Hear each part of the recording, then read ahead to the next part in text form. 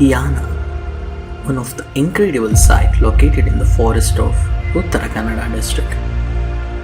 It is famous for its archeology. The gigantic crystalline-like rock formation is the immense beauty that attracts the tourist. It is famous for two massive rocks known as bhairaveshwara shikara and the mohini shikara. According to Hindu mythology, Lord Vishnu transformed himself to help Shiva. A drive of 31 km from Kumta and through small trek of 0.5 km gets you to the caves.